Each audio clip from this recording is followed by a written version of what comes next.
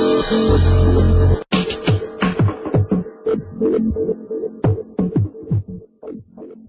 everybody, Dutch Sense here, 12:33 p.m. Central Time on Thursday, August 8th, 2013. And we're looking at Earthquake 3D here, which is a USGS feed of the most recent earthquakes, everything 2.5 and greater in the United States, and 4.0 and greater internationally. Now there's only one earthquake I want to show you guys today right now. I'm going to be doing a full earthquake update here in the next day or two, but I want to draw your attention to the 3.4 that struck central Oklahoma today. I haven't looked the earthquake up yet, haven't looked up any statistics on it. I've got Google Earth open here. I'm doing this to show you guys how to do this yourselves, so you can look up the earthquakes and figure out what's going on at the area epicenters. Anytime you see an earthquake occur in Oklahoma, Arkansas, Texas, South Colorado, anywhere in here, usually there's some kind of pumping, drilling, or fracking operation that's responsible for said earthquake. So let's look this one up. You can get this several different ways. You can go directly to the USGS and they'll have these earthquakes listed 2.5 and greater. Or you can use a program like Earthquake 3D. This version costs $20, I think, but there's other programs that are free and you can get the coordinates from that. So let's look this up. Here are the statistics from the USGS, and you'll notice one thing right off the bat: 3.1 miles deep, 5 kilometers. You'll notice this over and over and over again with fracking earthquakes, drilling earthquakes, that they all are generally in the 3-mile range. Even though that's not as deep as their drilling, that's actually much deeper than their drilling. We're seeing earthquakes that are caused by these operations at a much deeper depth.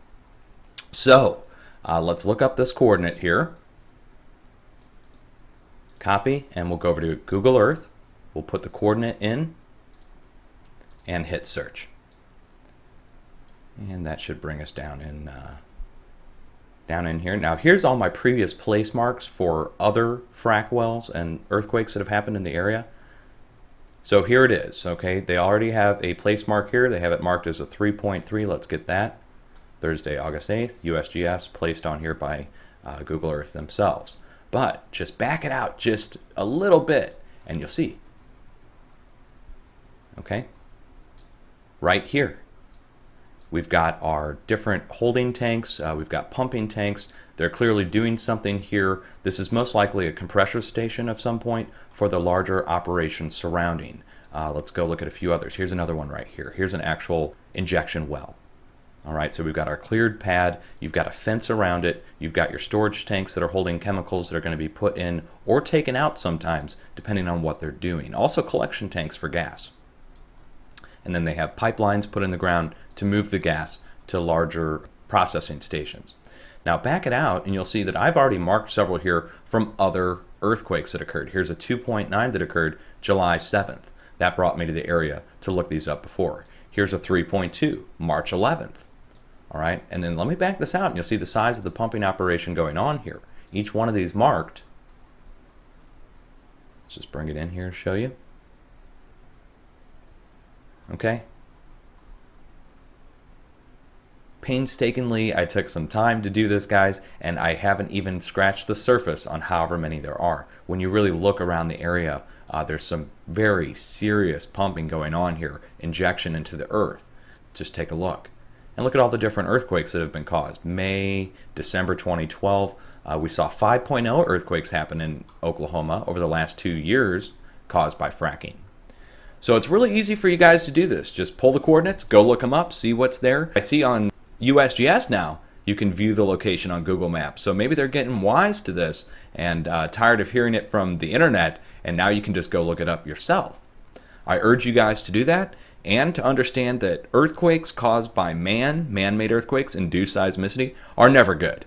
Never good to be inducing earthquakes, especially when it can lead to larger earthquakes, as we've seen in the past. The 5.0 happened on top of a swarm of other earthquakes inside of the fracking operation in Oklahoma in 2011. It caused house damage, people got injured, so we're talking very serious consequences earthquake-wise for this. Now, if you look at the area in general, it's the southern portion of the North American craton. The craton begins, it's the unsubducted portion of the North American plate, we could call it.